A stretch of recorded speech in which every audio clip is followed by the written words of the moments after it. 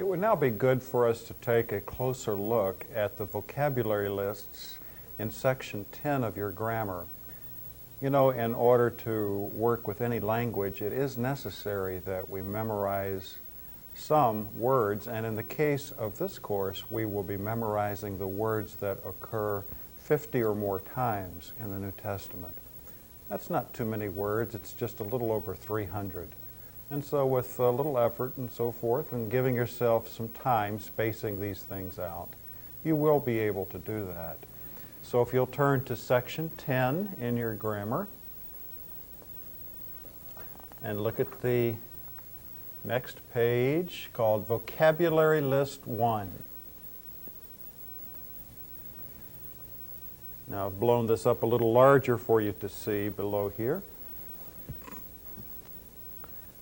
Follow along with me. I'm going to read the opening paragraph.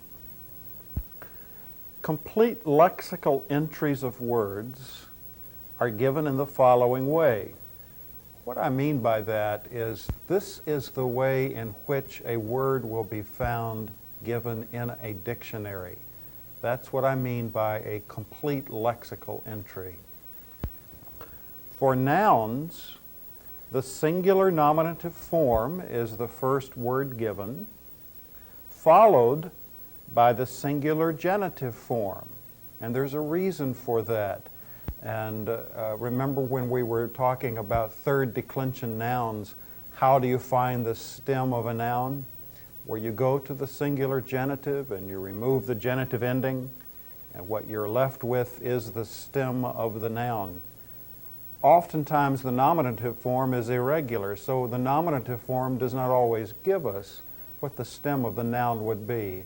So when a dictionary gives the lexical entry for a noun, it will also include the singular genitive form of the noun. Then the gender is followed in the dictionary.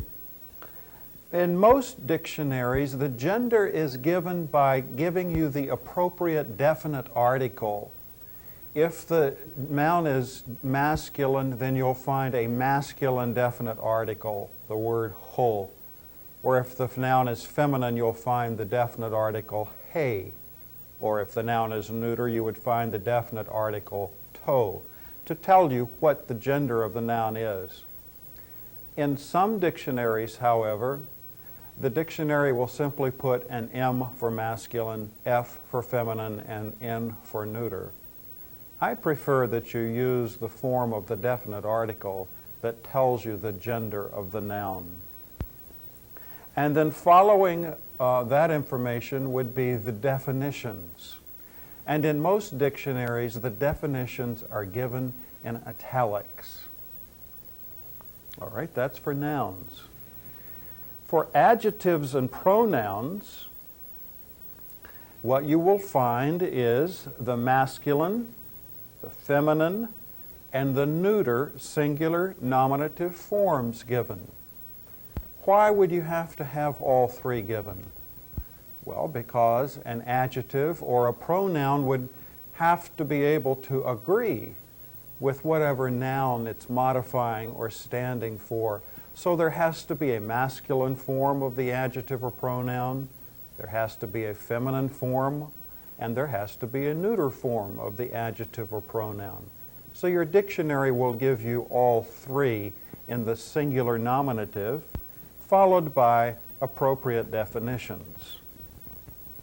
For prepositions, you will find the preposition followed by the case or the cases in which the object of that preposition may be found. Some prepositions are only followed by one case. For example, the preposition in is only followed by the dative case. Some prepositions, however, are followed by two cases. For example, the preposition dia is followed by the genitive case, and it can also be followed by the accusative case. And you'll find that when dia is followed by the genitive case, it means one thing, or if it's followed by the accusative case, it means something else. And then some prepositions are followed by all three cases. For example, the preposition pros is followed by the genitive, the dative, and the accusative, with different meanings accordingly.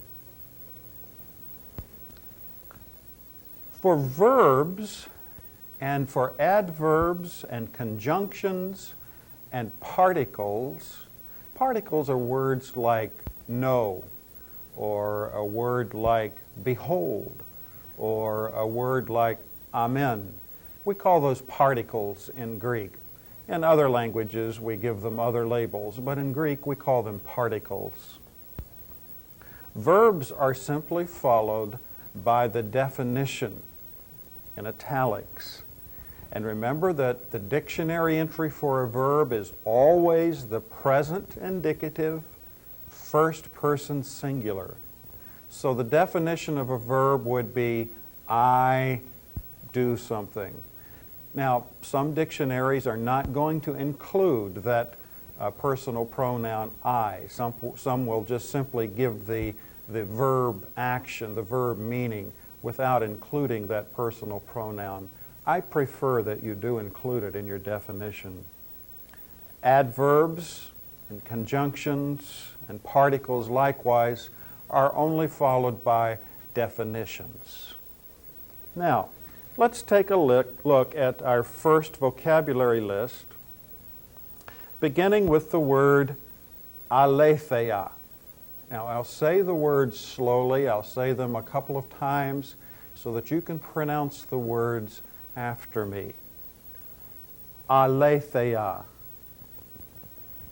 Aletheia. Now, that would be the singular nominative of the noun, followed now by the genitive form. Aletheas. Aletheas. Aletheas. Notice that I'm putting the accent over the diphthong epsilon iota. Followed by the gender, which is feminine, a feminine definite article. Followed by the definitions in parentheses. Now, I'm not seeking to give you all of the definitions in Greek. I'm just trying to give you those that occur most frequently. And this noun means truth or truthfulness or reality. Number 2, anistemi. Anistemi. Anistemi. And you see the me on the end of this word? That tells you that it's a verb. Remember, me is one of those endings, a name I call myself, the first singular ending in some verbs. Now, for a verb, all we need to know is just the definition. And this verb, anistemi, means I raise, or I rise, or I stand up. Number 3, autos, aute, auto. Now what we have here is the third personal pronoun. And remember, for pronouns we are given all 3 genders in the singular nominative: the masculine, the feminine, and the neuter. So the masculine is autos, the feminine is aute, and the neuter auto. Autos, aute, auto, and it means he, she, or it. And sometimes this pronoun can mean self or same. Number 4, dia. Dia is a preposition. And the way that you can tell that it's a preposition is that following it, I am telling you what case or cases follow this preposition with the appropriate meanings. Dia with the genitive means through, during, or by means of. Dia with the accusative means because of, on account of, for the sake of. So dia with the genitive is explicating what kind of syntactical idea, if it's through or by means of. That syntactical idea would be one of instrumentality, wouldn't it? By means of something, doing something through someone. Dia with the accusative is emphasizing which syntactical function? Well, if it means because of, then it's emphasizing the function causal, because of something. Number 5, ego. Ego is your first personal pronoun. Now, we have said that pronouns are given in all three genders, the masculine, feminine, and neuter, with the exception of 2 pronouns, and that would be your first personal pronoun and the second personal pronoun, because these are common gender. They could refer to either masculine or feminine. So we simply call them common gender. And the word ego means I. By the way, anytime that you can relate an English word that derives from a Greek word, it will help you to memorize the vocabulary. Which English word would come from this word ego? Ego, right. Number 6, the word a. This is a conjunction, and it means if, or whether, or since. Now remember when we went over the paradigm of the verb aimi, and we noticed the word spelled just like this diphthong, epsilon iota, but there was an accent over the diphthong, in which case it was then the second person singular, meaning you are. So be very careful now that you pay attention to the breathing marks and to the accents. Number 7 is the verb aimi. Aimi. And aimi means I am. Number 8, erchomai. Erchomai. Erchomai. And you see the omai ending on the end of that verb? That's another one of our first person singular endings. But it's not an active ending, is it? Rather, it's a middle or a passive ending.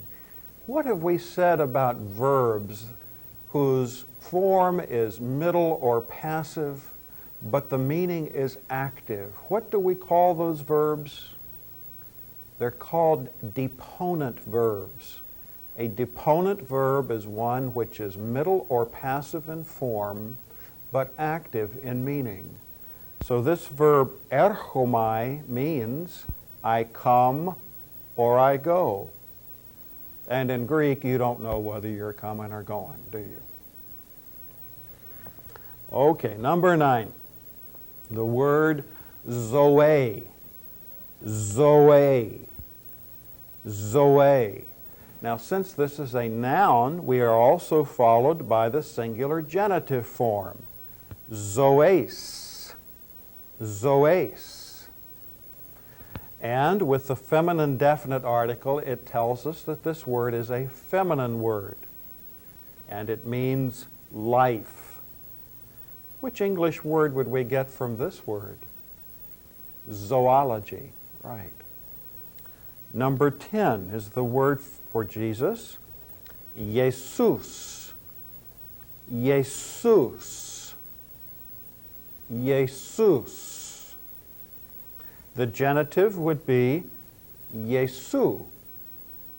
Jesu. It is masculine, and it means Jesus. By the way, you know the word Joshua, Yeshua. This is the Hebrew form of this word Jesus, Yeshua, meaning God is salvation. Number 11, Ioannes, Ioannes, Ioannes. You can hear the word Johnny, Yanni in there. And the genitive is Ioannou, Ioannou. It's masculine and it means John. Number 12 is the conjunction kai, kai. And this word means and. There are times, though, when it has an adverbial meaning, meaning also or even. Number 13, another preposition, kata, kata. Now notice that kata can be followed by either the genitive or the accusative. When kata is followed by the genitive, it means against, or down from. There is a verb, kata baino. Baino means to go. So when you hear the word kata baino, it means I go down, I descend. Kata followed by the accusative means according to or corresponding to. You'll notice this word at the beginning of our Gospels, like katamarkon, meaning according to Mark, the Gospel according to Mark. Number 14, kurios, kurios, kurios. The genitive is kuriou, kuriou. It's a masculine noun, and it means Lord, either with a capital L or Lord with